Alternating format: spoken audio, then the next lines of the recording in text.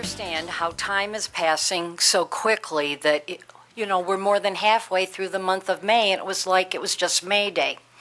So welcome to the May 21st regular town board meeting, and I invite you all to stand to recite the Pledge of Allegiance. I pledge allegiance to the flag of the United States of America and to the republic for which it stands, one nation, under God, indivisible, with liberty and justice for all. Roll call. Councilwoman Esley? Present. Councilman Marasco? Here. Councilman Perticone? Here. Councilwoman Scrobach? Here. Supervisor DeRizio? Here. And attorney for the town. Here. Thank you. Okay, at this time, if, under supervisor's remarks and announcement, if Stephanie Squicciarini, president of the library board, would come forward.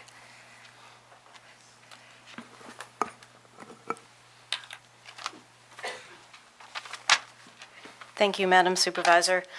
On behalf of the entire Library Board of Trustees and our staff, I want to thank the residents who, in a resounding and decisive response to the ultimate survey on the future of our library, overwhelmingly passed the resolution giving the town permission to borrow the money needed to build a new centralized library. We can now begin the next steps in working together to build a library that we can all be proud of, a library that will serve as a community gathering place for all residents to enjoy. This big step that we took together will bring to Irondequoit what residents have been asking for and going to other towns to get. It was a step that was taken with the help of dozens of volunteers, many residents dedicated to making sure that the correct information was shared both live and through online avenues, numerous community groups endorsing the project, and the tireless efforts of the Friends of Irondequoit Public Library. Everyone on the library board takes very seriously the trust that residents have given us, and we will work hard to make Irondequoit proud. Our fundraising committee, comprised of board members and community leaders, are hard at work to create a campaign that will deliver many different opportunities for everyone to take ownership in building their new library. In fact, they've already started planning for a really fun event on August 24th. Stay tuned for details.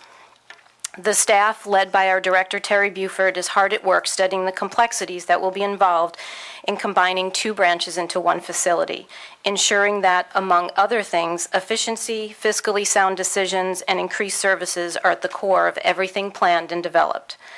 Teams of staff members have begun meeting across branches, and these teams are visiting other libraries and picking the brains of librarians who have either built new, renovated, or have innovative ideas just waiting to be implemented in their own facilities. Hindsight is, as they say, 20/20, and the hindsight of others will be to our benefit as we learn from what they have learned.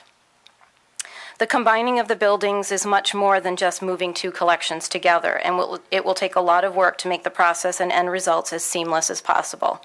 The staff is eager to take on this challenge, and the library board is confident that they will also do the town proud. The library board is also doing research and looking to others and additional experts so that we can be sure to follow our due diligence and fiduciary responsibilities with this new project, while also managing our regular duties for the regular operation of the library. We will continue to work closely with the town board as we take each exciting new step toward the opening of our new library. We will work together on opportunities for community engagement that, combined with previous studies, feedback, design charrettes, and comments, will be used as we guide the development of the design of our new Irondequoit library. The feedback, questions, and concerns that were expressed during our 21 presentations, submitted via email, and personally shared with board members about the project will be seriously considered. I want to assure everyone that they did not and will not go unheeded. We are evaluating procedures for selecting the design professionals and will send out the RFQs out to interested parties very soon. We will work closely with the selected design team to make sure that we have the best possible facility given the funding and space that we have to work with. We understand the importance of retention of green space and the need for ample parking. These needs will be addressed and will be carefully considered as we balance all the components needed and desired.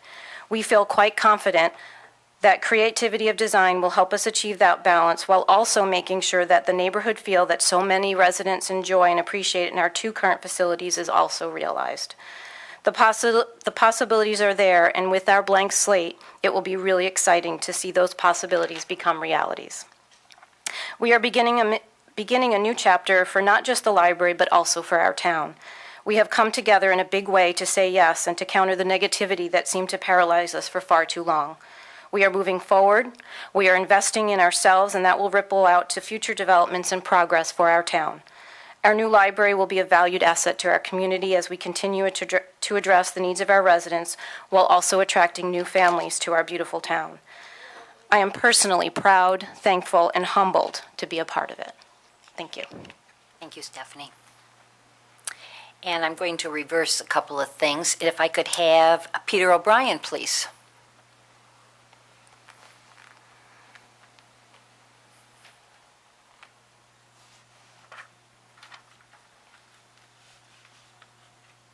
Good evening. Good evening. Thank you for having me up here. I'm here to talk to you about the Irondequoit Farmers Market. And I think it's important for you to know that the fresh food, the entertainment, and the food from the food vendors are not the most important part of the market.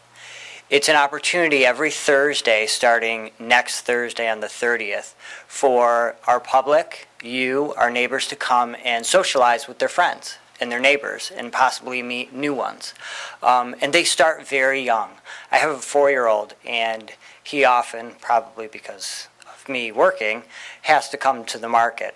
And now, I can't even remember her name, but every time we drive by the town hall, it's 2 questions. Are we going to the market, and is so-and-so going to be there? Because that's a friend that he's made that they could run around on the dance floor and listen to the music and things like that. And those stories often go on every single Thursday for 15 weeks right up here at Town Hall. And I think it's a great opportunity. It's something that I'm very proud to be a part of, and I think Irondequoit is very proud to be a part of. And yes, in addition, you get fresh food. You can teach your kids about fresh food. You can be healthy. And you can also get not so fresh food. You can actually get fried food because we do have food vendors here, and that's one of the particular things that I enjoy. And then on top of all that, with the cherry, is the entertainment. So not only can you come and socialize and get fresh food, you get to listen to some great music from some great bands that we have. Another awesome part about the Irondequoit Farmers Market, volunteer-led. Donna Pecora is our market manager, puts in hours and hours and hours year-round to talk to farmers, talk to vendors, screen them, make sure that they're appropriate for the market. She puts a lot of time into it.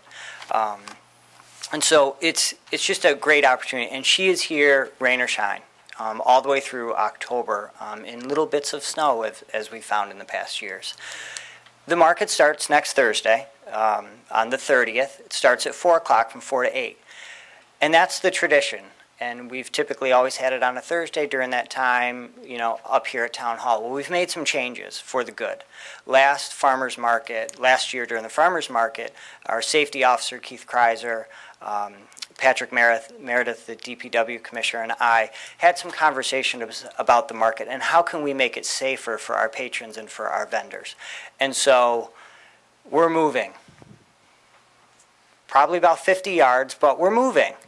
From the parking lot over to the west lawn, the vendors will be set up along our exit row on the west side of the property, and our patrons will be able to, like we always have done, blocked off the exit road so that they could walk down the road safely.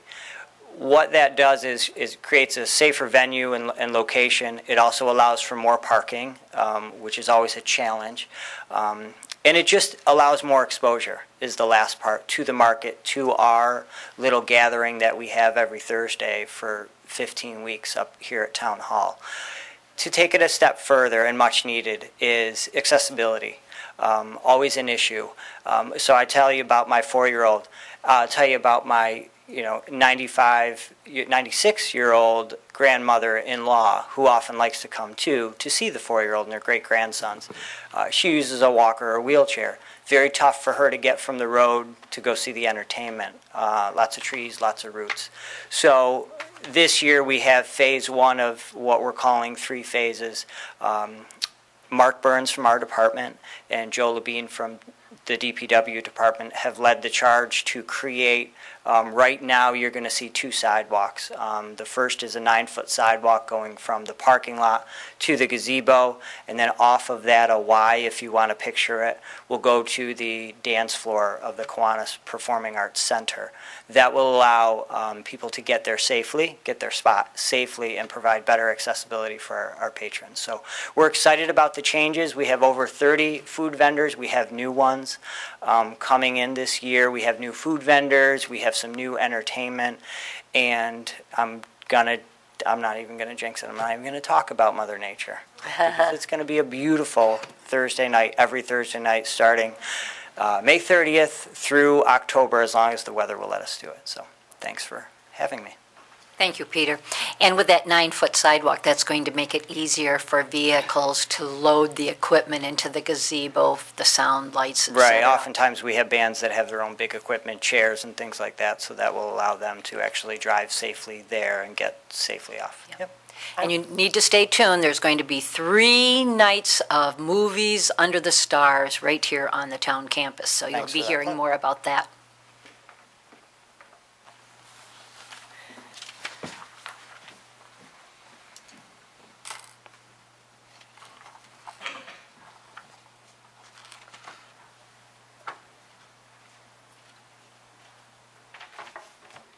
Now we get to do one of the things that I find is so pleasant in my position, and that is administering the oath of officer.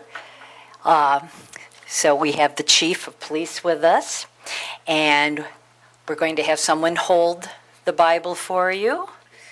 Okay, now would you mind coming over here? Okay. So we have Officer Kenneth Gorton here with the chief, and if you would place your left hand on the Bible and your right hand up, and make sure he's getting the pictures all right, and you'll repeat after me. I, Kenneth Gorton, I, Kenneth Gordon, do solemnly swear do solemnly swear that I will defend the Constitution of the United States that I will defend the Constitution of the United States and of the state of New York. and of the state of New York. I will enforce all of the laws I will enforce all the laws of the state of New York of the state of New York and the town of Arundecoit. and the town of Arundecoit. I will fulfill the duties I will fulfill the duties of the rank of police sergeant of the rank of police sergeant to the best of my ability. to the best of my ability. I will obey all orders, I will obey all orders, rules, and regulations rules, and regulations of the Arundecoit Police Department. of the Arundecoit Police Department. So help me God. So help me God. I will serve, I will serve, protect, protect, and guide the citizens of the town of Arundecoit. and guide the citizens of the town of Arundecoit. Congratulations. Thank you, ma'am.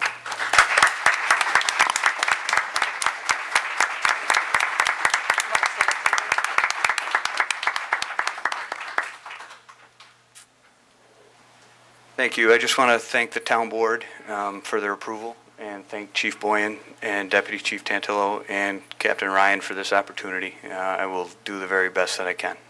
Thank you all.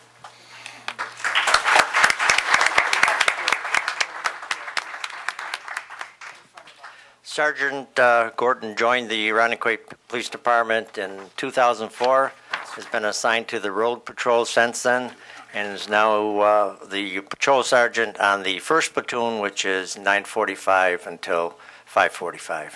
That's nights. So. Thank you. Thank you both. And I was thrilled when I was asked if I could do something this summer. So if he would come forward, please. I have an intern this summer. And I thought, oh my goodness, who wants to intern with me? You know, all those years when I was teaching and I had student teachers. Come on, Josh, don't be shy. And I'd like to introduce Joshua Maxey, and he's going to tell a little bit about himself and his experiences so far. Yes, thank you. Like the supervisor said, my name is Joshua Maxey. I am a senior at St. Bonaventure University, majoring in political science, minor in theology and women's studies. He's studying this summer. Yeah, and I'll be graduating next year, and so I look into going into politics, whether that be the state, federal, or local levels.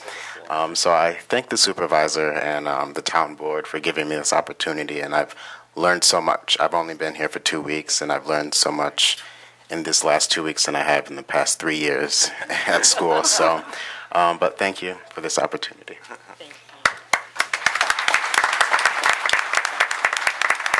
I said to Josh, what do you do in those political science classes? Because I never took one. It just didn't appeal to me. So it's been interesting. Some of the documents they read, we always read those in English or history classes. So it's been a learning curve for me, too, and a curriculum area that was never one that I pursued. So it's been a blessing so far. Thanks, Joshua.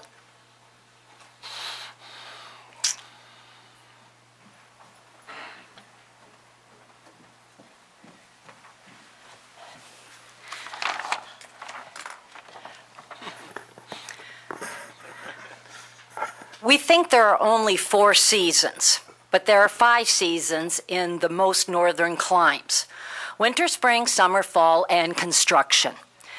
Drainage and water mains on the west side of Portland continue in preparation to install the new concrete gutters between East Ridge and Titus. Contractors are finalizing curbs and sidewalk repairs for the new turning lane to be installed into Rochester General Hospital, and that new lane will be open in about a month. East Ridge Road Phase 2 should be open by June 3rd, at which time Phase 5, Culver Road to Goodman, will only be open to traffic traveling east. The detours for this section should more easily accommodate doing business along this section. And don't forget that you can use the Medley Center for travel. Police have been issuing tickets to those who are not following the detour signs properly. In addition, it is important that drivers respect the neighborhoods and children playing and using the detours indicated. Please continue to support the businesses and services on East Ridge Road as they face the challenges during construction. In April, the Rochester Business Journal published a chart on municipal growth ranked by 2012 total construction value. Since Irondequoit is about 5 square miles and almost fully developed, growth to support services becomes a challenge. The research by the RBJ showed the town of Irondequoit had the greatest percentage change from 2011 to 2012 in non-residential construction value. The building department issued 52 commercial permits in 2012 for a total construction value of $42 million. Rochester, Greece, Victor, and Brighton exceeded us in total construction value, but not in non-residential value. Developers wishing to invest their capital are finding Irondequoit an excellent location for conducting business. We have a variety of commercial development areas throughout the town whose assessed values contribute significantly to townwide assessment to maintain stable tax rates and overall financial health. We are approaching the introduction of our new Irondequoit.org website. Departments are reviewing information and the forms for residents to navigate easily through the site, and the final tweaking should allow for the revamped website use in the very near future. We look forward to a more user-friendly website that allows us to place digitally almost all town information and links to other important town venues. For the next 6 months, the Code Enforcement Department will receive numerous complaints about tall grass, peeling house paint, and cars parked on the grass, among other issues. Code compliance is important to beautiful neighborhoods and quality of life. Please call the building department or complete the form on the website when making a complaint. Seat belts save lives. Our police department joins other law enforcement agencies in the Buckle Up New York campaign. Seatbelt checkpoints and other activities will be conducted during this initiative to save lives. The goal of our offices is to convince the public that there is zero tolerance and the importance of public safety. Speaking of saving lives, with water on three sides of Irondequoit, it is important to practice water safety when enjoying activities on the water. The 2013 National Safe Boating Week is May 18th through May 24th. Ready, Set, Wear It is part of the effort to promote responsible boating. Life jackets save lives. Choose a type of life jacket or personal flotation device known as a PFD that is appropriate for the age and water activity. When enjoying the variety of water activities, ensure everyone is wearing a life jacket. Remain sober and alert. Stay in control and respect others, and above all, obey navigation rules.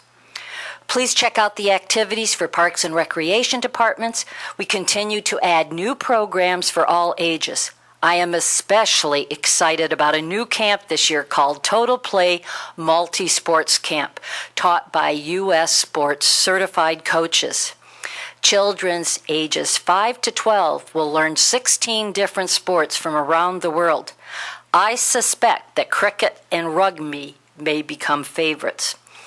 So, with the beautiful spring that we have ahead of us, and no, this isn't my boot camp hairdo. I was talked into not wearing my wig tonight. I finished radiation. I am totally doing very well, and I do hope that my hair becomes longer, although it appears to be much darker. So, with that, it brings us to public input. At 7:35, we will need to break to go to a public hearing. And our first speaker is Diane Stark.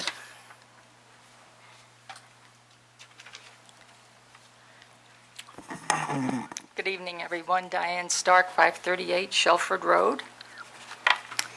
3 words: pride, commitment, teamwork. These words are used most often to get people to work for free. It's called being a volunteer. Many people look at volunteers as amateurs, but just remember, Noah's Ark was built by an amateur and the Titanic was built by professionals. Recently, the Library Board of Trustees, who are all volunteers, worked tirelessly to get the word out for the need of a new library in town. With help from many local organizations and individuals, the Library Board was rewarded for its efforts when on April 23rd, the townspeople overwhelmingly voted yes in favor of the referendum for a new library. To that, I say thank you, thank you, thank you. As a board member of the Friends of the Library, I too am a volunteer. But my team raises money through book sales, memberships, and events to underwrite programs not covered in the library budget. On May 4th, we hosted our 3rd annual Walk to Connect. It was fun and a great success. The Friends wish to thank our individual benefactors, supporters, businesses, local organizations, as well as the town board, the library staff, and all others who gave their time or gifts in kind for our raffle and for working on the walk.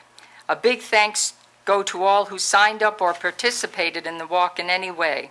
We're so grateful to you all and proud to be a friend in Irondequoit. Thank you. Thank you. Janine Connor, please. Good evening, Janine Connor, 160 Valley View Crescent. So you know all of those cards in your wallet or your purse? Well, I guess what I want is to see the Irondequoit Library card as one of the most valued and well-used cards in every 5-year-old and older person's wallet or purse. Our community residents, mature and young, need an up-to-date facility such as the new library to hold all of its resources. This new library will help new parents be their child's first teacher and have confidence in that role and have access to amazing early literacy programs. I don't know about you, but I am surrounded by 3 brand new families, and I want them to remain in our town. And when we discover difficulties in bringing this town project to life, let's brainstorm solutions, not divisions. Thank you. Thank you. Michelle Beachy, please. Good evening, Michelle Beachy, 205 Colebrook Drive. On behalf of my family and as a proud resident of Arundequoit, I would like to thank our citizens who have voted to approve a bond to fund a new centrally located library. The long lines at polling places were a testament to the desire for replacing our two sad, worn-out, dilapidated buildings. I would also like to recognize the library board and thank them for their diligence in providing our residents with the opportunity to be proud of our town's library. I'm encouraged by the optimism I hear around town, brought about by the excitement of a modern, updated, welcoming library coming to our town, where the public can gather and learn. I understand via the Arundequoit Post that 7 neighbors of the future library site are filing legal action disputing the validity of the vote. There were about 20 public informational meetings and many weeks to present concerns to the library and our town boards. At that time, questions about the validity of a public vote could have been addressed, but instead our town government may now be forced to spend our tax dollars on litigation brought about by a handful of residents. I am disappointed that a tiny percentage of people are not bowing out gracefully and making the choice to support a new library, even though the overwhelming majority of Arundequoit voters, over 3,600 people, have voiced their choice. When people talk about Arundequoit, it's usually about how beautiful a community it is, with tree-lined streets, parks, trails, and surrounding waters, a successful school district, and varied homes and neighborhoods. In moving forward, I anticipate a community that can work together to make Arundequoit a place in which future generations will also be proud to call home. I'm hopeful that our new library on the Town Hall campus will be one of the sparks which will reignite Arundequoit. Thank you. Thank you. Elaine Cole. Thank you. I'm Elaine Cole. I am a member of the library board, but I'm not here in that capacity. I'm here as a private citizen, just wanting to say thank you to the unnamed town employees who worked so hard to make that referendum go as smoothly as it did. The Arundequoit library board did publish an open thank you letter that the Post graciously, or the press graciously published. And when you name some people, of course, you run the risk of not naming some. To all of those unnamed people who work so hard, way beyond their normal duties, thank you. To Barb Janier, whose job is to work with the public, we know, but she faces, the as I call them, the perpetually unhappy on a regular basis, and she does it graciously. And we often say, just think what would happen if the perpetually unhappy took their money and their energy and their time and donated it to the food cupboard or building a tot lot, how much better our town would be. And here's the thought, maybe they would donate to an exhibit in the new library, a governance exhibit. Now, wouldn't that be a good use of their time and energy? To the friends of the library, they did all the heavy lifting. They did so much work on those 21 information sessions. They do the unglorious jobs for very little thanks. So again, to the Anns and to Chris and Carolyn, Diane, Michelle, Bonnie, all of them, thank you from me again. Despite their snide comments about my bright pink cowboy hat with the jewels in which I danced at the curb at the walk. If that doesn't show... It did stick out. I did, but I would do that for the friends because of what they have done for the board. At last, I want to say to Deb Esley, I was at the St. Paul Fire Hall many times that day of the vote, and every time I was there, Deb was in motion, up, running, trying to make it as smooth and easy for the election inspectors and the many people who were standing in line. She was there before the polls opened and long after they closed. And I will never look at an Energizer Bunny commercial in the same way again. Thank you. Thank you. Miriam Gantz.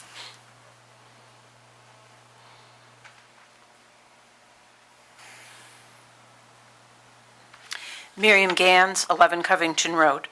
I have a story to tell. On Saturday, wearing my new Friends Walk t-shirt, I went to the public market.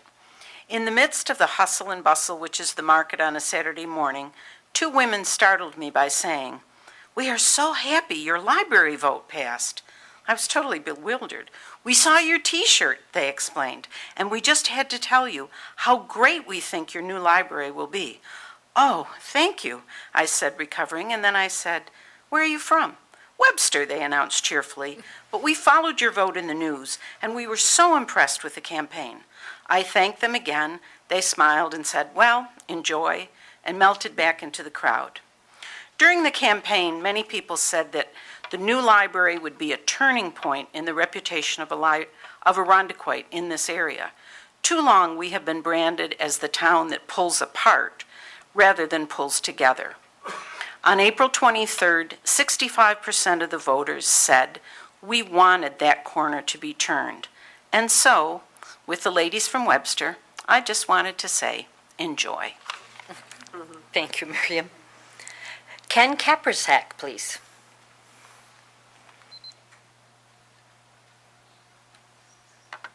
Good evening. My name is Ken Kaperzak. I live at 145 Willow Creek Lane. I'm here to talk briefly tonight about the Legacy Project, the fact that we haven't heard anything more about it. I'm concerned. I know that I haven't seen it on any of the things that reference the town board or the planning board, and I don't understand how that happens. I don't claim to know either, but I just wondered where it went, and I want it to go away once and for all, and I would appreciate your help in doing that. Okay. There has been some confusion about that because it was turned over to the planning board, and it was lifted off our table and was totally removed from the town board. But I think it's anticipated at the June board meeting we will have a resolution and that you all will be very comfortable with it. Okay, well, thank you so much. I appreciate it. And thank you, Ken. Tamara Denisenko.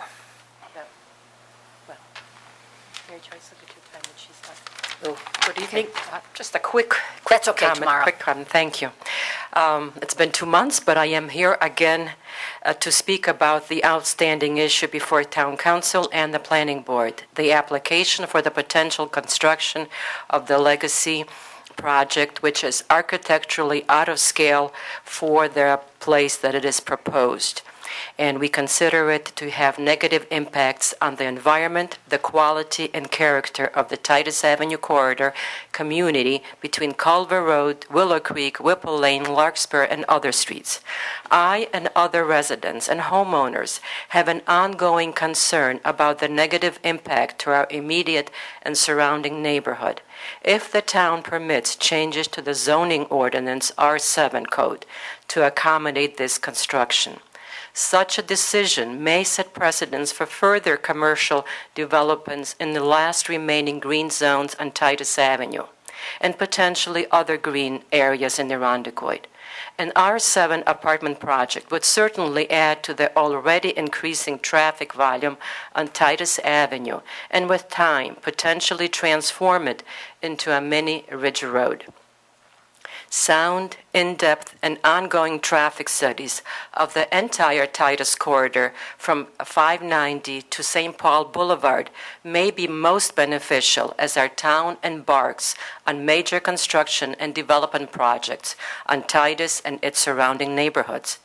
It would also be greatly appreciated by many concerned neighbors to know the current status of the Legacy application, whether it is still alive or withdrawn or would be acted upon unexpectedly to the detriment of the neighborhood. Longtime residents have lived with this unsettling matter for over their heads for nearly 10 years, and new residents express concern why the town accepted the application in the first place. Therefore, I again respectfully request that our town board and planning board set aside the Legacy apartment complex application as it is not appropriate and not good for the greater neighborhood based on size, scope, and need. Thank you. Thank you, Tamara. Okay, at this time, we will move to the public hearing, and we have with us from Stu Brown, Barbara Johnston. Thank you.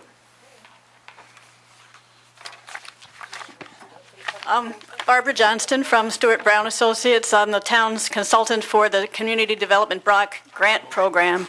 And this public hearing is to review the proposed allocation of funds for the Community Development Block Grant Program. This is a formula program that's funded by the United States Housing and Urban Development. And each year, for the past 30-some years, the town of Arundecoit has gotten an allotment of funds.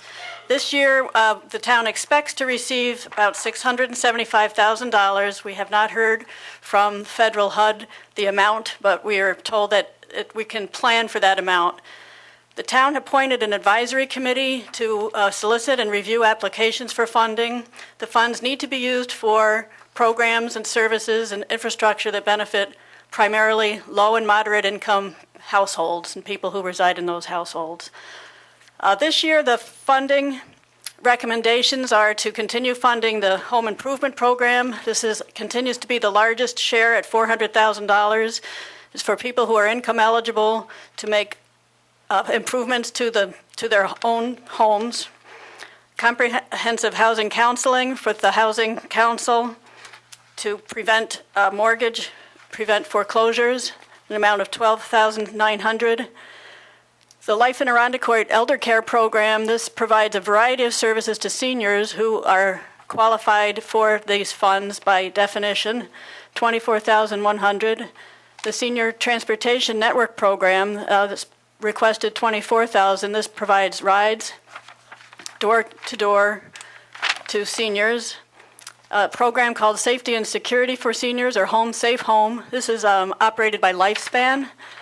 And they will go to a home, assess what's needed to improve safety, whether it be grab bars in the bathrooms or porch railings and other things, and they usually come and assess and install the improvements. That's $7,500. For infrastructure improvements, the town has traditionally used these funds to resurface roads and do other infrastructure improvements in neighborhoods that meet the guidelines of HUD for low income. And this year, they propose to resurface several streets, including Simpson Road, portions of Coolidge Road, Dawes Road, and a portion of Avondale Road, up to $63,000. A first-time funder this year is to the Seabreeze Fire District for handicap-accessible improvements to the first floor restroom at the Seabreeze Fire Hall. Arundecoit Community Cupboard continues to get an allocation recommended at $10,000 to subsidize fresh produce, dairy, and other healthy eating choices. The Senior Recreation Center, there is additional funds needed, and the allocation to that is $69,800 in order to complete the parking lot and outdoor lighting of the Senior Recreation Building. And our understanding is that this will bring that project to completion. Finally, $58,700 is allocated to administrative costs, and that includes a portion of the comptroller's salary that is spent administering the CDBG application and our consulting services. And my role in that, and I work with a housing expert, an environmental expert, is to make sure the town follows all the regulations for HUD and make sure all the projects that are approved are eligible according to the regulations. And we provide technical assistance and put together the comprehensive plan every year and the overall plan every 3 years. Any questions from the board? Okay, wait a minute. I'll have a motion to open the public hearing. That's okay. moved. Second. Thank you. Any discussion? Okay, you continue now. Well, that was an overview of the allocations and a quick overview of the process, and I think the town board would welcome any comments on the allocation and the program. Is there anyone who would like to speak in favor of any one of the projects or the complete community development block grant proposal for 2013-2014?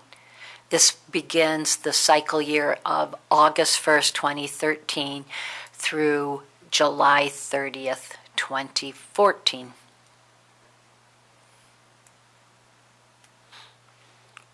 Is there anybody who would like to speak against any of the proposals?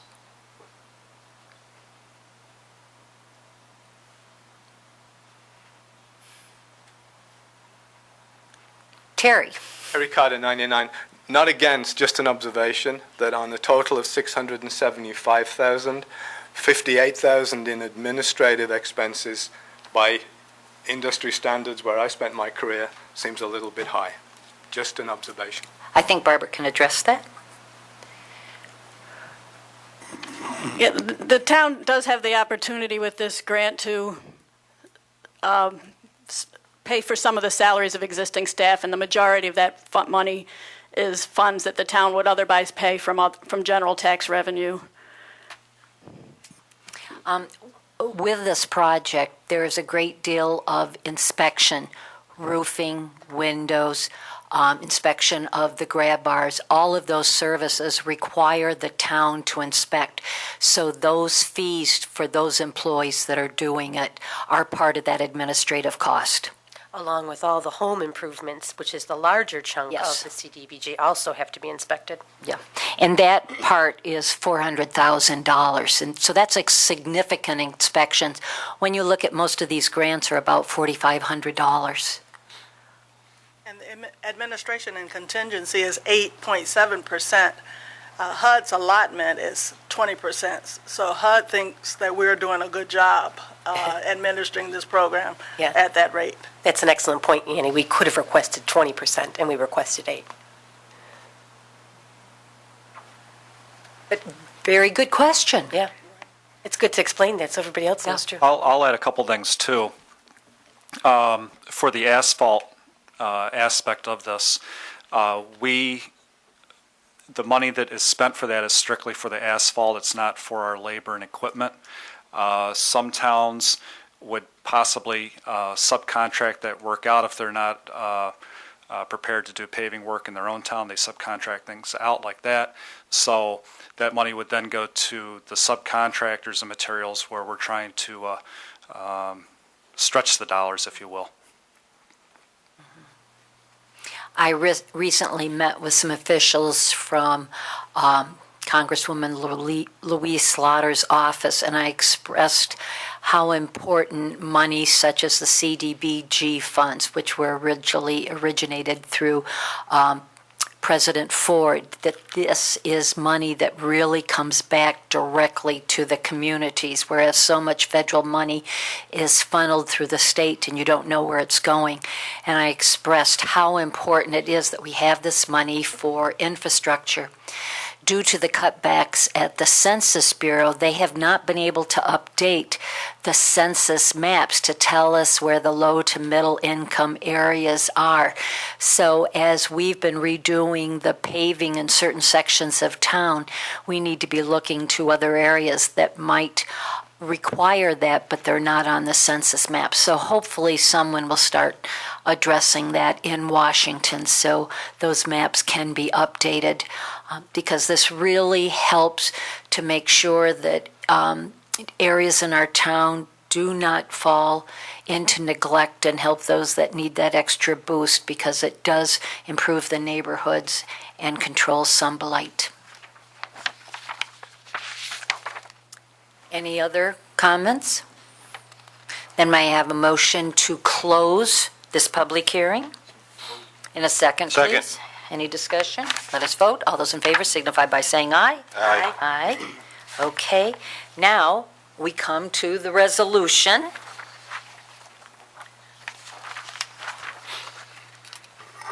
Excuse me.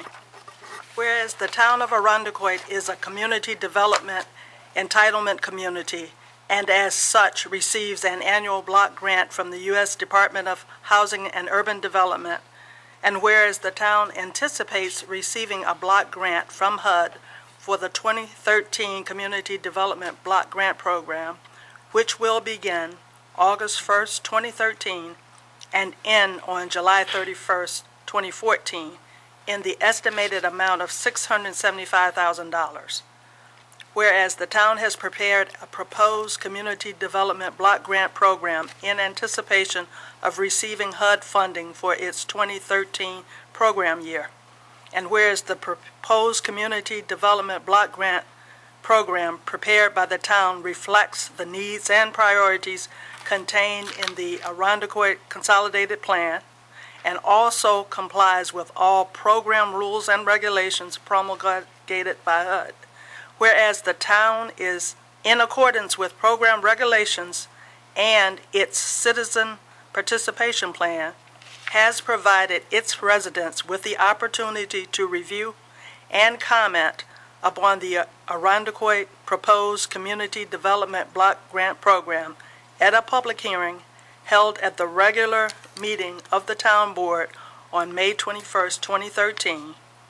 Now therefore be it resolved that at the conclusion of the public hearing, the Town Board authorizes the adoption of the Irondequoit 2013 Community Development Block Grant Program for submittal by the town supervisor to HUD for that agency's review and to submit such additional information as may be required by HUD. It is further resolved that the town supervisor or her designee is authorized to accept Community Development Block Grant Program funds totaling an estimated $675,000 and to execute a contract and any amendments with HUD for the period of August 1st, 2013 through July 31st, 2014, subject to HUD approval of the submission. Thank you, Annie. May I have a motion, please? Moved. And a second. Second. Okay, now for discussion. So everyone is aware that we do have a committee of people representing the town, and our members are 30-something, 40-something, 50-something, 60-something, maybe a 70-something, we're not sure.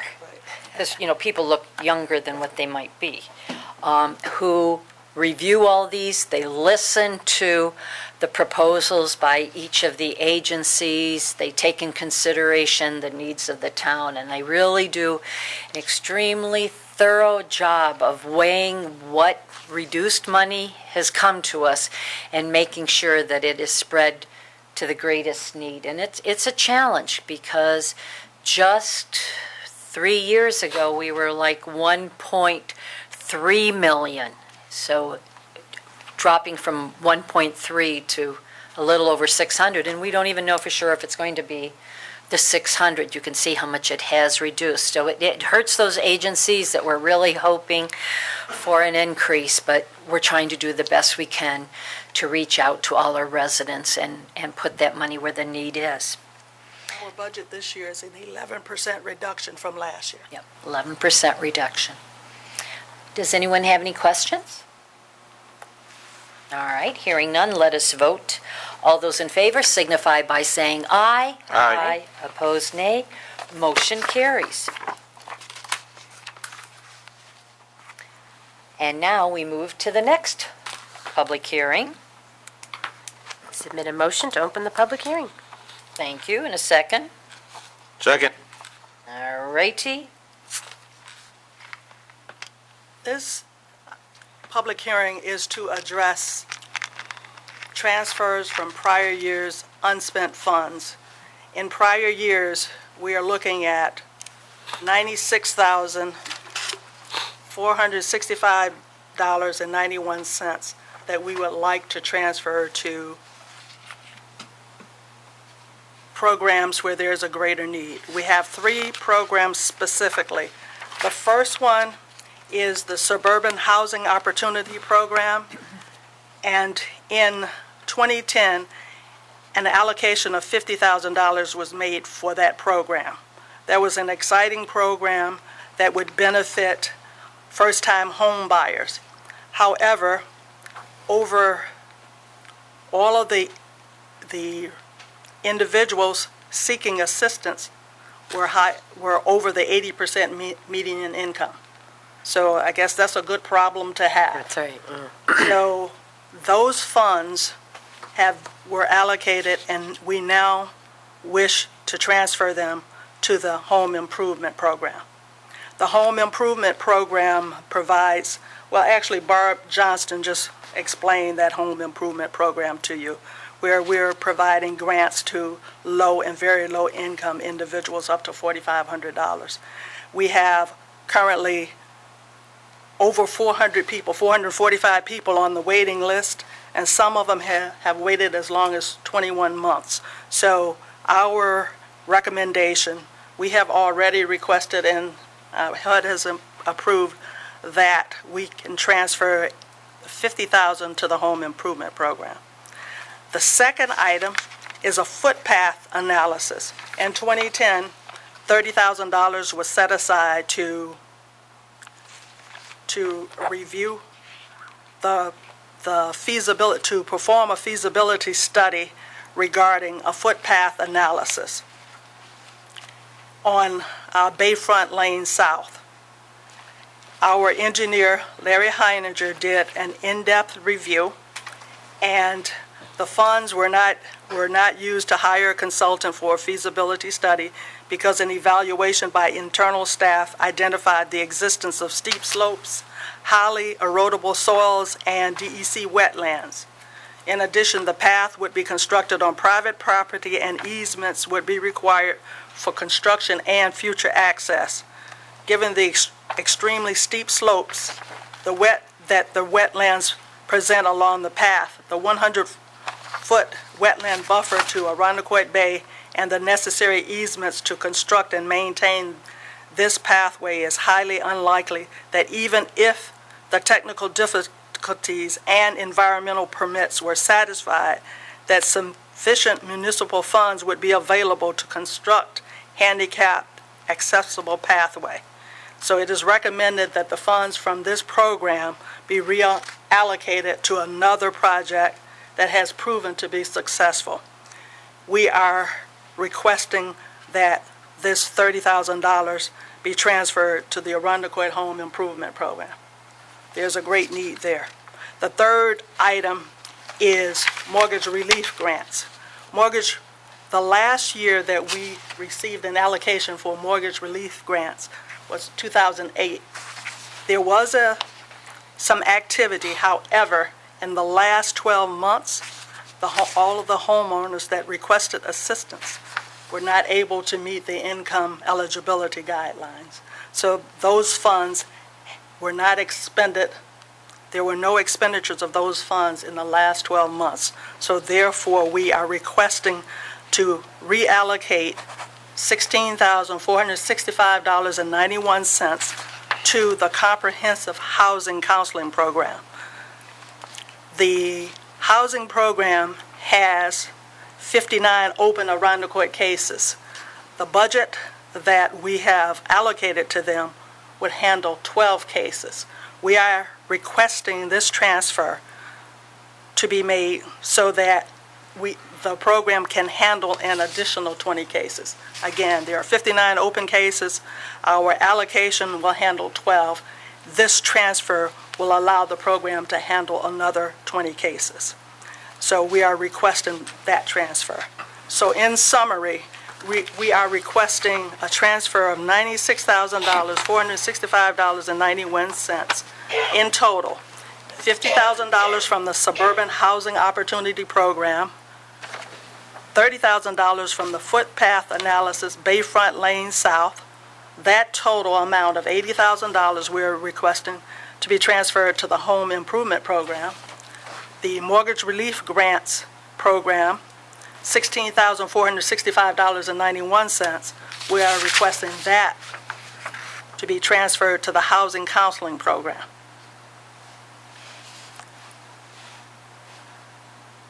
Thank you very much. Very thorough. Okay, does anyone have any discussions about these? We talked about them on Wednesday. And this certainly, that transfer of that 80,000 is certainly going to help that lengthy list, right? So Yes. we should be making some serious headway in that. Okay. All right, any other discussion? You want to open it up to the public? Yep. Is there anyone who would like to speak in favor?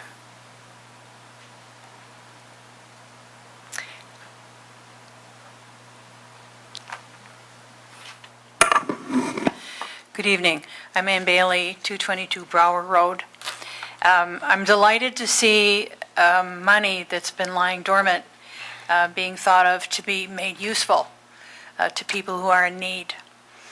I am also a hiker, however, And I'm disappointed that the plan for the path on Bayfront Lane South didn't materialize.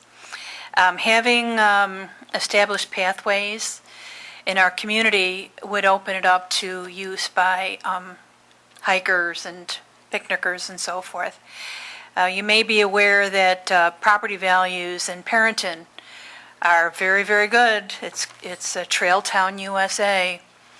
And with all the beautiful waterfronts that we have, this might be considered to be an undeveloped asset of the town. So I'm asking you just to think about if this trail isn't going to work, is there someplace else that would be beautiful and welcoming and maybe not as expensive to develop? Larry's not here to address that. I don't know if Patrick can. It is not what you would call the most safe place. There might be some other place. Yeah. And I'll tell you, the DEC, they protect their wetlands like you can't believe. To try and get anything developed in a wetland is all but impossible. Hey, for good reason. I mean, they have a good reason, too. Thank you, though. Any other comments in favor or against tomorrow? This may be in the form of a question, but the funds allocated, is it for owner-occupied properties or for rental? I know Irondequoit has a slew of rental properties. Who is going to benefit from these grants? Homeowners will benefit from the home improvement program. Right. Owner-occupied or landlords who own properties, which are, I've been walking around in West Irondequoit and East Irondequoit. Many of those properties look a little ragged, and I'm concerned who is going to be getting the money and who will be improving those homes, owner-occupied or the landlords who may have several properties. Owner-occupied. Yeah, they must be owner-occupied and must live in the house at least 5 years if there's an intention to sell down the road. Otherwise, it's prorated back to the program. But it has to be owner-occupied. And they come in with their financials and everything to support their application. Anything else? Greg Goder. Greg Goder, Westage at the Harbor. You're looking at a block grant of approximately $650,000, and then you're going to supplement that with an $80,000 worth of reallocation on top of the $400,000 to the home improvement. So that's $480,000 going into the home improvement program, and what I consider to be a very paltry $10,000 going to the community cupboard. Is any consideration given to helping fund that to a greater extent?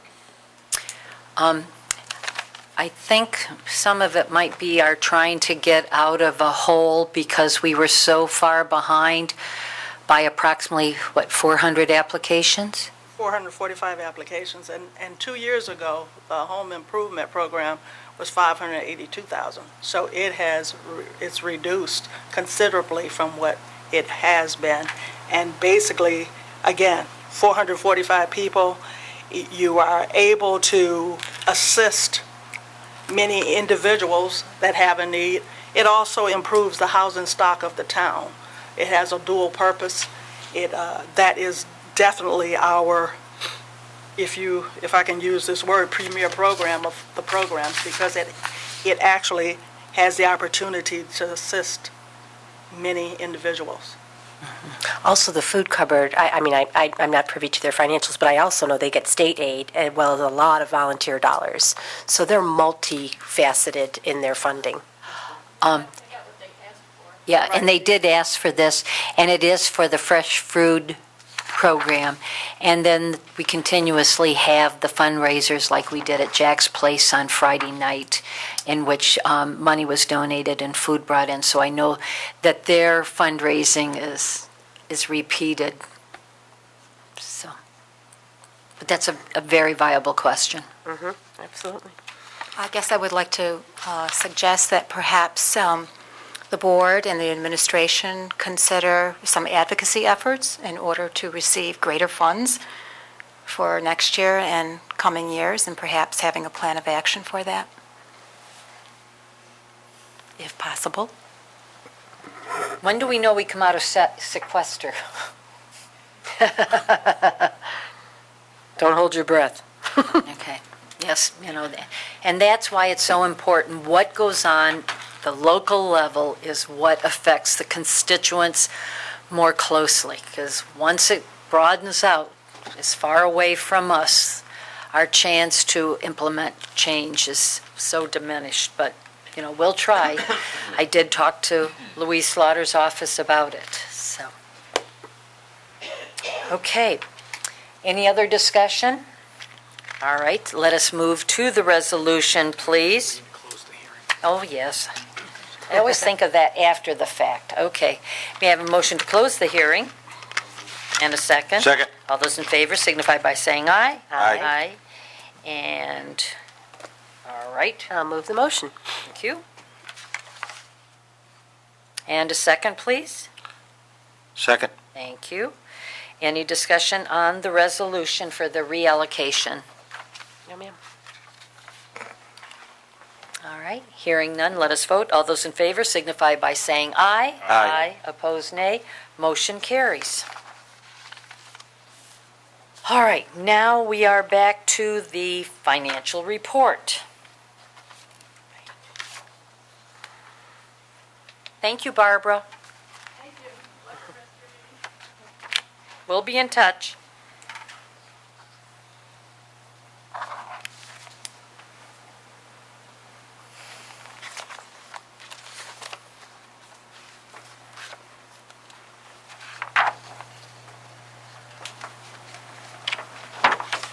I think she's waiting for you, Annie. She asked for the financial report. Oh, did you? If we seem to be zoning, what we've been doing the last 2 days, it's like we didn't even have time to take a breath. So sorry. we Thank you. apologize. I saw you looking around and you haven't. I was No, not it's asleep. just- I was not asleep. The financial results for the town as of April 30th, 2013. Total expenditures and encumbrances were $10,503,000, equating to 33.5% of budget. And that's right on target with the percent of the year that has elapsed, 33.3%. The actual expenditures, $8,234,000, and encumbrances, $2,270,000. As previously indicated, encumbrances are often high early in the year. Departments are committing to items or commodities that will be needed throughout the year. The general fund expenses represent 33% of budget, or $5,996,000. And that year-to-date spending level is basically identical to the percent of the year that has elapsed, the 33.3%. The expenditures for the general fund break down as follows. Actual expenditures, $4,920,000. Encumbrances, $1,075,000. Jointly, the expenses in the highway funds are $2,385,000, or 42.8% of budget. That's above the 33% of the year that has elapsed. And as stated in prior meetings and as anticipated, each of the highway funds has sizable encumbrances: gas and fuel in Highway 1, debt, principal, and interest, and equipment parts in Highway 3, and salt in Highway 4. Total expenditures in the other major funds are lower than 33.3%. The expenditures in the library are $535,000, or 28.7% of budget. Sewer is currently 29.2% of budget, or $1,142,000. The expenses in stormwater drainage total $126,000, equating to 16.2% of budget. The general fund revenue is $10,903,000, or 60.4% of budget. Of the revenue received, $10.3 million is tax revenue, and $190,000 is pilot, payment in lieu of tax. That's 76.3% of the pilot budget. However, it is the full amount of pilot revenue that is currently due. The other major revenue lines are due later in the year. During the month of May, after this report was finalized, the town received $833,000 of sales tax. $356,000 was for December 2012, and $478,000 was for January and February of 2013. And you will see that $478,000 going forward in the next month's report. Regarding the entire town, $22.4 million, or 71.9% of revenue has been received to date. Approximately $16.3 million is real estate tax. The library has received $1.7 million, or 94.2% of revenue. Highway has received $4.7 million, or 85.5% of its revenue. And $3.8 million of revenue is in for sewer, equating to 98.6%. And in summary, the revenue received is 71.9%, or $22.4 million. This concludes my financial report for the month of April.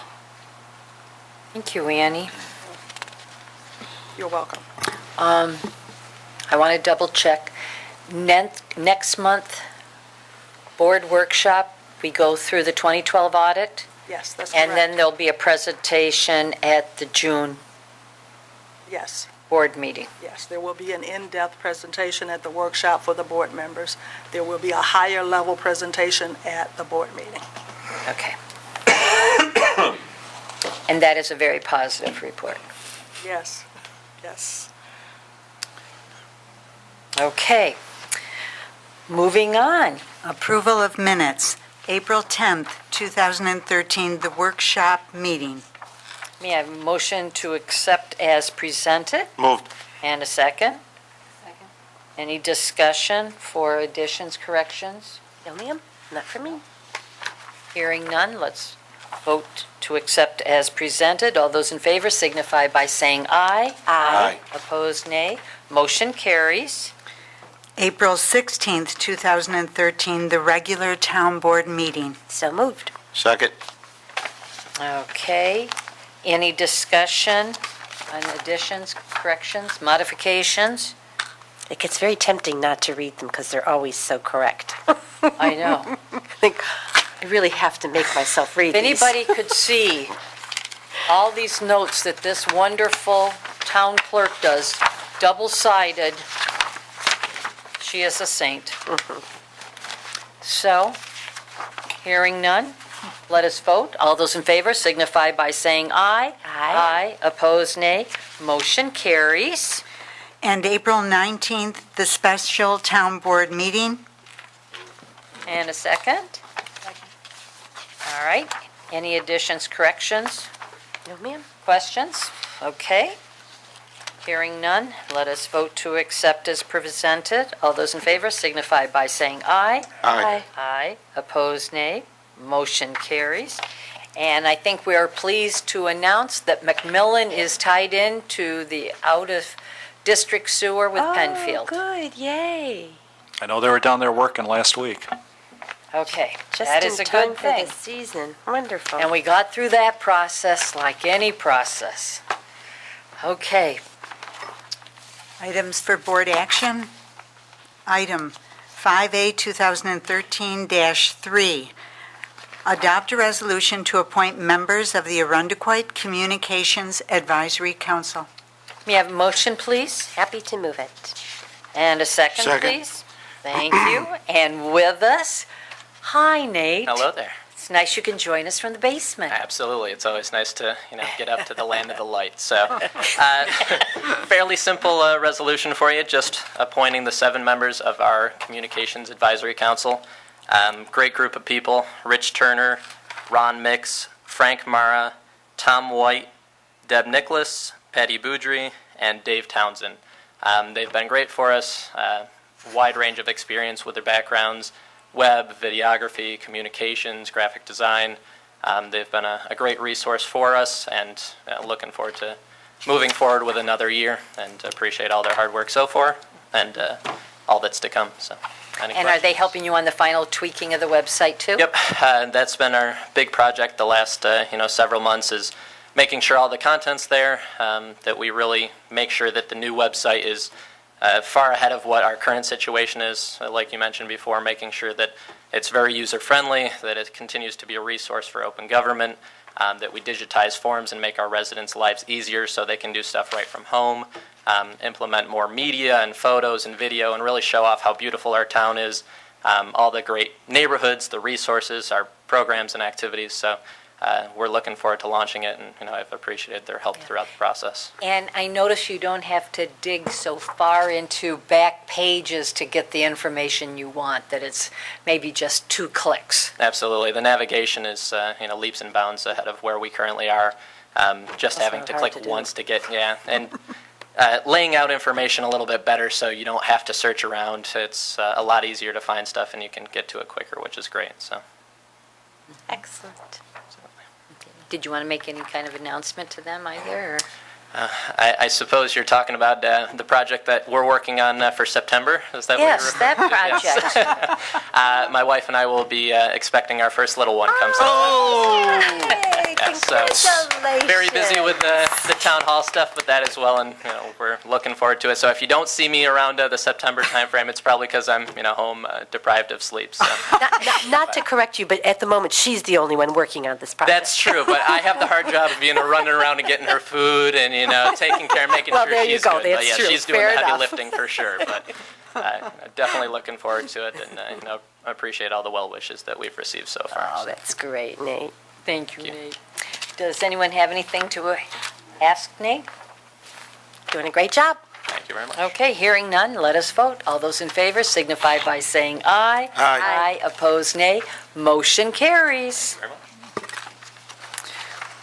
Item 5A, 2013-4, calling for a public hearing in the matter of the Consolidated Sewer District Extension, 516 List Avenue. Motion. Second. Second. Thank you. And Patrick?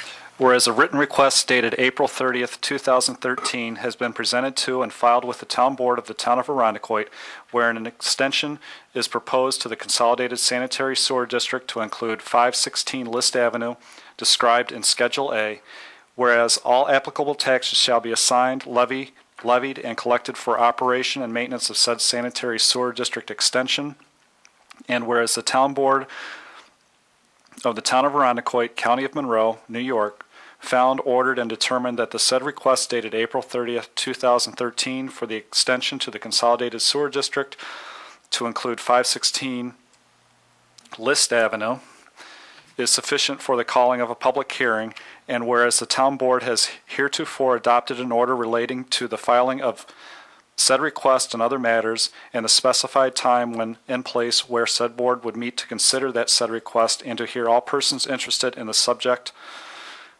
hereof, now therefore be it resolved that the request for the calling of a public hearing for the extension of the Consolidated Sanitary Sewer District to include 516 List Avenue be hereby granted. This resolution shall take effect immediately upon its adoption. Okay. Does anybody have any discussion? I think about Josh getting excited about learning so much in just a short period of time. If someone had said to me 4 years ago, you'd get really excited about sewers, I would have told them they were crazy. But it's very exciting when people get sewers. I'm like, oh, good, these people are going to get a sewer. Any other questions or discussion? Okay, hearing none, let us vote. All those in favor signify by saying aye. Aye. Opposed, nay. Motion carries. Item 5A, 2013-5, calling for a public hearing in the matter of the Consolidated Sewer District Extension, 667 Seneca Road. Motion, please. And a second. Second. Thank you. Okay, Patrick? Whereas a written request dated May 6, 2013 has been presented to and filed with the Town Board of the Town of Arundecoit, wherein an extension is proposed to the Consolidated Sanitary Sewer District to include 667 Seneca Road described in Schedule A, and whereas all applicable taxes shall be assigned, levied, and collected for operation and maintenance of said sanitary sewer district extension, and whereas the Town Board of the Town of Arundecoit, County of Monroe, New York, found, ordered, and determined that the said request dated May 6, 2013 for the extension to the Consolidated Sewer District to include 667 Seneca Road is sufficient for the calling of a public hearing, and whereas the Town Board has heretofore adopted an order relating to the filing of said request and other matters, and the specified time, when, and place where said board would meet to consider that said request and to hear all persons interested in the subject hereof, now therefore be it resolved that the request for the calling of a public hearing for the extension of the Consolidated Sanitary Sewer District to include 667 Seneca Road be hereby granted. This resolution shall take effect immediately upon its adoption. Thank you, Patrick. Anybody have any discussion for Patrick? Okay, hearing none, let us vote. All those in favor signify by saying aye. Aye. Opposed, nay. Motion carries. Item 5A, 2013-6, filling a planning board vacancy. So motion, please. And a second? Second. Thank you. Whereas a vacancy currently exists on the Arundecoit Planning Board, and whereas the vacancy has a term expiring on December 31st, 2017, and whereas the Town Board desires to fill this vacancy by appointing Gregory Goder as a member of the Planning Board, and now therefore be it resolved that the Town Board of the Town of Arundecoit approves the following appointment: Gregory Goder, Planning Board member, term expiring December 31st, 2017, and this resolution shall take effect immediately upon its adoption. Greg Goder was raised in West Arundecoit School District and spent his childhood roaming the streets and open areas. Well. And has been a resident for 21 of the past 23 years. He has a serious interest in preserving the picturesque neighborhoods, and he recognizes that we must continue to work with significant commercial tax base for sustainability, and that his hope in being appointed to the planning board will allow him to enhance the redevelopment process and continue to protect the charming characteristics of our town that he and his fellow residents enjoy. He is currently the Director of Training and Safety for Isaac Heating and Air Conditioning. He's a retired New York State school teacher, having taught the building trades at Monroe BOCES and the Genesee Valley BOCES in Mount Morris. His specialty area is commercial heating and air conditioning. He conducts training and safety courses, and he does project management work for his company. 8-year veteran of the U.S. Navy and served during Vietnam. He educated through SUNY Oswego, Bachelor of Science in SUNY Regents Business Administration, went to Florida Junior College and graduated from West Arundecoit High School, which tells me what his age is in relationship to my age. He's a member of the Knights of Columbus, the Arundecoit Chamber of Commerce, the Arundecoit Rotary, and Habitat for Humanity. So it is my pleasure to ask for Greg Goder being appointed to the open seat on the planning board. Any discussion? I was very happy to move this. I've had an occasion to interact with Mr. Groder on many occasions with the chamber and other occasions, and I've only ever known him to be professional and knowledgeable. I think he'll be a great addition. Anyone else? Okay, hearing none, let us vote. All those in favor signify by saying aye. Aye. Opposed, nay. Motion carries. Greg's here. You want to stand up, Greg? Oh, yes, Greg, would you like to stand up? Oh, please, do. You certainly may, sir. I was previously on the planning board a couple of years ago, and I took a brief hiatus in my residence to that town across the bridge that claims to be where life is worth living. I got to tell you, beauty must be in the eye of the beholder. It's here. Because I'm very happy to be back here, and I would like to thank you for your vote of confidence in me tonight, and I pledge to you that I will work diligently to preserve the character of the town while working toward the repurposing and redeveloping of some of our structures. So thank you. Thank you, Greg. Great. Does this make a complete planning board now? Yes. Okay. All right, moving on. Item 5A, 2013-7, approving the Rochester Triathlon event for Saturday, August 24th, from 8 a.m. to noon. Motion, please. So moved. And a second, Second. please. All right, Barbara? Whereas the town clerk's office received an application from the Rochester area triathletes to host the Rochester Triathlon on Saturday, August 24th, from 8 a.m. to 12:30 p.m. The participants will be meeting at Durand Eastman Beach between 6 a.m. and 7 a.m.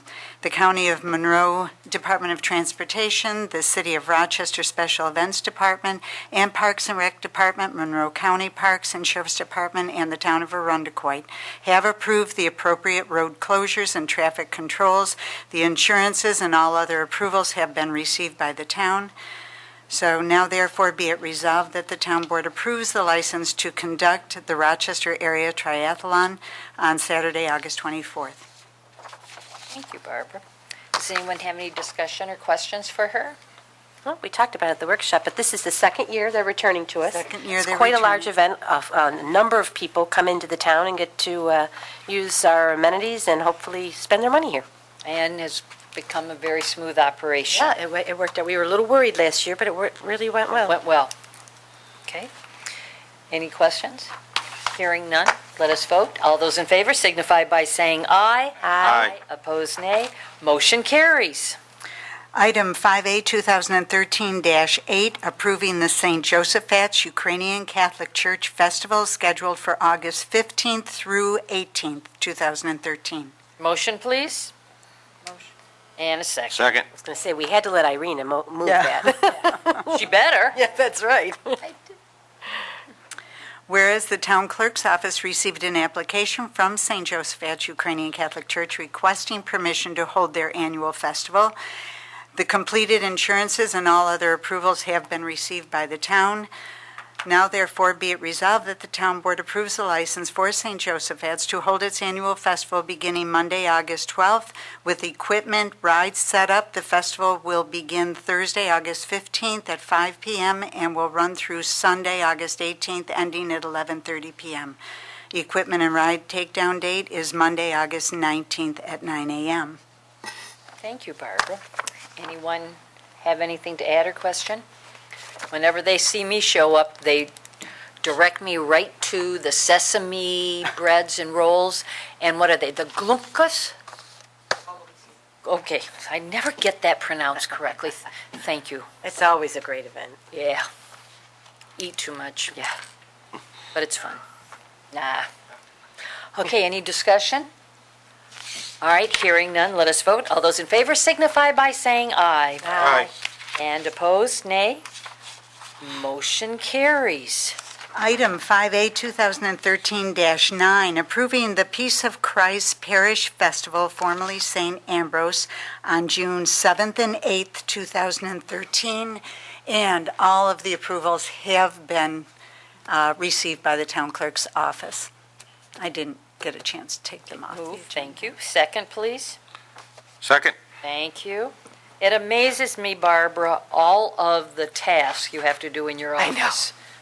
It's just endless. It is endless. It's endless, Yeah. but it's fun. What a woman. Does anyone have anything And she to always add? has a smile on her face. Always. Always. Does anyone have any comments, questions?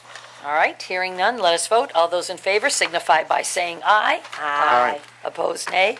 Motion carries. And I believe that brings us to the end of our agenda. I still have a couple for public comment. Our next workshop meeting is June 12th, and we will hear a detailed analysis from our auditor. And then at the June 18th Town Board meeting, another analysis by the town auditor. We will also have a resolution at that board meeting answering the questions concerning the rezoning over on Titus Avenue. And I'm trying to think what else might be on that agenda, but I'm sure we're in the workings. So, okay. So let us go to the rest of public comment, and the next speaker is Joe Jarvis. Thank you for your patience. Good evening, Joe Jarvis, 87 Muirwoods Lane. To start off with, I'm hearing all these adjectives today about how, this is regarding yard 7, sorry. All these adjectives about how pretty, how beautiful, how picturesque Arundequoit is. I think that should be taken into consideration regarding this proposal that's out there. A lot of what I got to say is the same thing. There's a pattern developing with this developers buying property under residential and trying to get them changed to commercial. All right, there's a number of areas that it's happened in. It's a bad precedent. By developing, developers are buying this land, trying to change it, and it seems like a lot of them are getting that way. A couple of them, I think Legacy is in court now on one of them. But the land that it was purchased over on Titus Avenue, the guy across the street, a developer, had purchased more land, different developer. It's like he's waiting in the wings to find out what's going on to develop this. That land was left to the Diocese of Rochester, and then because not to be rude, but does this come off my 3 minutes? You're right. I'll take my answers after my 3 minutes. I'm sorry, dear. Am I getting credit for that? You will get get fine. You're fine. I'm Okay, sorry. good. No problem. Anyways, plus the fact the 33 acres on Titus Avenue that runs back toward there, there's a rumor going around that the owner's looking to rezone that. If it's true or not, I don't know, but sometimes rumors got a lot of basis to them. If this is passed and that's developed, it's going to totally destroy the ambience of that area. It's going to be a commercial eyesore, and you're going to end up with more commercial areas that are just going to take away from the neighborhood. Again, these adjectives that everybody's been throwing around tonight regarding the beauty of the town. The next question I have you had already answered. The sewers. I had a conversation with Chris Yount, I think his name is, about the sanitary sewer. There's a 10-inch sanitary sewer tied in at Willow Creek and Titus. A 10-inch sewer. Your sewer going out of your house, main sanitary, is a 4-inch sewer. You're servicing all those areas, and you want to put a commercial? Now, I'm a pipe fitter and plumber for 35 years. Doesn't add up. Not at all. The board needs to take a real in-depth look at the environmental devastation, the personal devastation to the residents. The board's got to look deep into themselves how this decision affects real everyday families, not just addresses and tax numbers. These are people that got their lives into these homes. Also, the board's got a responsibility to the town. The town is the people. The board has a moral responsibility and an obligation to the residents, not a political obligation, not a political agenda, to do the best that they can for the residents. As a matter of fact, a few meetings ago, you were given another example, and your final word was, do the right thing. That's what we're asking. And as a sidebar here, the speaking time, 3 minutes. I've been talking to some people in different areas. Some places have 10 minutes, some people have 5, some places have no. I think Penfield has none. Okay. If we can do something to revamp Joe, that. I think you've talked longer than I did now. Yeah. Yeah, but I didn't hear the bell yet. I gave you, Right. gave you an extra minute. See? Okay. What I do want to explain, that is all controlled by town code. For us to change that would mean we go back to our lawyer, spend the money to do all of that researching, then come up with the change of town codes, hold public hearings and so forth. And to be honest with you, the purpose of this meeting is to conduct the business of the town. We do give you that chance to talk. But to be honest with you, if you would call and talk to us in our offices and talk to us in more depth, I think you could make greater progress. All right. Okay? And I'm always willing to talk to you guys. Okay, So come in and I'll hold see you me. to that. I'll hold you to that. Okay. Okay, thanks, have a good evening. Yeah, you should Thank see you. your calendar. Okay, Terry.